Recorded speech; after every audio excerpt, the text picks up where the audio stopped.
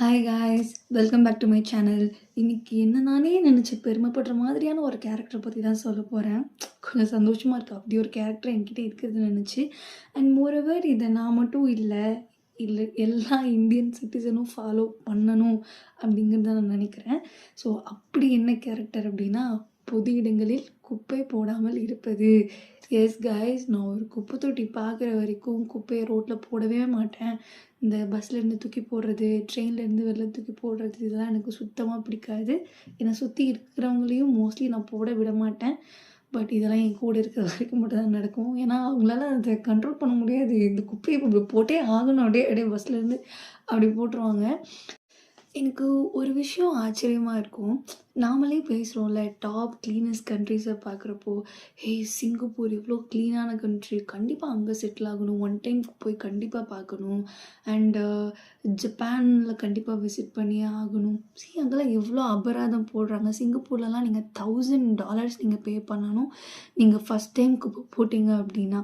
ஜப்பான்லலாம் road சைடில் எங்கேயுமே குப்பை தொட்டிங்களை பார்க்கவே முடியாது. ஒரு துண்டு பேப்பரை கூட அவங்க ரோட்டில் போட மாட்டாங்க, ஐயோ குப்பை தொட்டி இல்லையே அப்படின்னு. பிகாஸ் அவங்களுக்கு சின்ன வயசுலேருந்தே அந்த ஹேபிட் சொல்லி கொடுக்குறாங்க. ஒவ்வொரு நாளும் ஸ்கூல் முடிகிறப்ப அல்டர்னேட்டிவ் பேசிஸில் கிளாஸ் ரூமை குழந்தைங்களே க்ளீன் பண்ண வைப்பாங்க. ஸோ க்ளீன்லினஸோட முக்கியத்துவத்தை அவங்க அப்போவே சொல்லி கொடுக்குறாங்க. ஸோ அவங்க எந்த ஒரு குப்பையாக இருக்கட்டும் பேக்கில் வச்சு வீட்டில் வந்து தான் குப்பை போடுவாங்க. அண்டு நம்ம எப்படி பொல்யூட் பண்ணி வச்சுருக்கோம் கைஸ். நம்ம நிலத்தை மட்டும் இல்லாமல் நீரையும் பொல்யூட் பண்ணி வச்சுருக்கோம். கடலில் பார்த்திங்கன்னா பாதி பிளாஸ்டிக் பேக்ஸ் வேஸ்ட் தான் இருக்குது. அண்ட் இதனால் எவ்வளோ பாதிப்பு வருது, நமக்கு டிசீஸ் வருது, எவ்வளோ உயிரினங்கள் பாதிக்கப்படுது, கடல்வாழ் உயிரினங்கள்லாம் டேமேஜ் ஆகிற அளவுக்கு நம்ம பண்ணி வச்சுருக்கோம். இப்போ ஆல்ரெடி சேர்த்து வச்சுருக்க குப்பையெல்லாம் என்ன பண்ணுறதுனே தெரில. இதுக்கப்புறமும் நம்ம மோர் இப்படி ஆட் பண்ணிட்டே இருக்க வேணாம். நமக்கே ஒரு இடத்துக்கு கிராஸ் பண்ணி போக முடியல, எவ்வளோ ஸ்மெல் வருது. அண்டு அதனால நிறைய எலி தொல்லைங்க ஜாஸ்தியாகுது, கொசு தொல்லைங்க ஜாஸ்தியாகுது. ஸோ இது ஒவ்வொரு சிட்டிசனோட கடமை.